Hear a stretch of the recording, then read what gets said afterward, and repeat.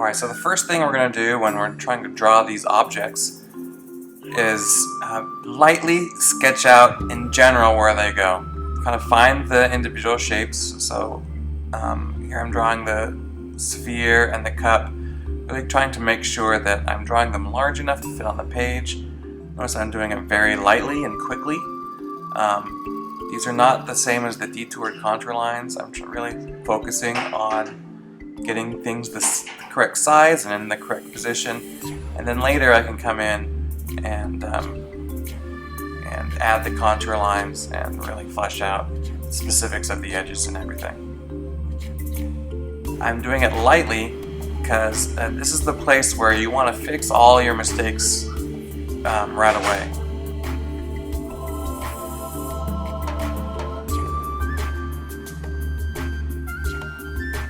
So at this point in the drawing, I'm really fine-tuning my edges, finding the contour lines, getting those slow detailed lines. And I'm also going to be finding the edges of my major parts of shadow. So that's finding the edge that separates the light side of my objects from the dark side of my objects, as well as finding the line for the cast shadow.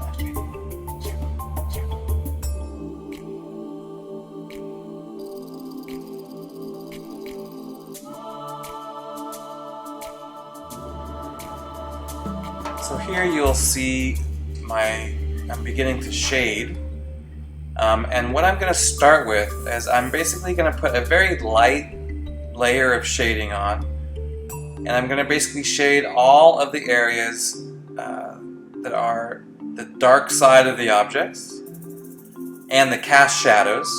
Any place that does not have any direct light hitting it, I'm going to shade those all first and all in a kind of single uniform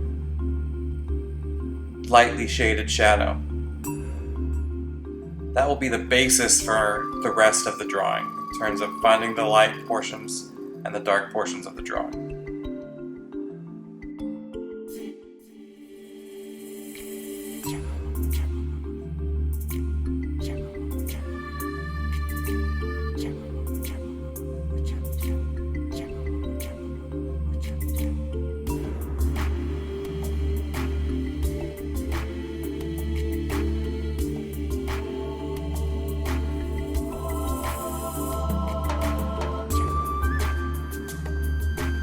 So now I'm starting to go in and find the darker parts of the shadows. So basically looking for where really the core parts of the shadows are, leaving the areas where there's lots of reflected light lighter, and just trying to find the shadow details. Where is it lighter and where is it darker on the darker side? And really trying to evaluate the values that I see, how the lights and the darks, and where it's lighter and where it's darker on each object. Also notice here that I've started to put a piece of paper underneath my hand. This is especially good if you're going to rest your hand on your paper while you shade. You're going to get graphite all over your hand and it'll smear all over your paper. So it's best to have a piece of paper underneath that will prevent your hand from smearing all of your pencil marks. It's really important that if you do use a sheet of paper, that the paper holds still and doesn't move back and forth with your hand, because then it'll just be the paper that smears your drawing. So make sure the paper holds still and that your hand is only wiping it. Conversely, you can, as you see, you can lift your hand up above the paper so you don't actually touch it with your hand. And that's actually, you can learn quite a bit of control by doing it that way as well.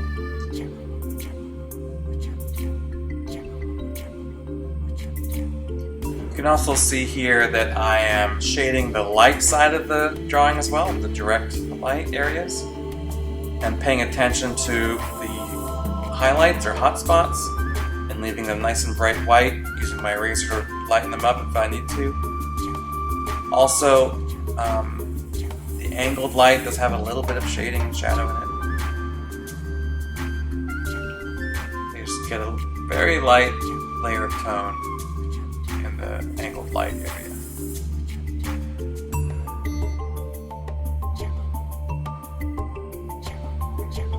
Here I'm going ahead and darkening in those cast shadows. The cast shadows, especially the ones on other objects, are liable to have quite a bit of reflected light in them as well. So you're not going to necessarily fill them in all super dark and all one value.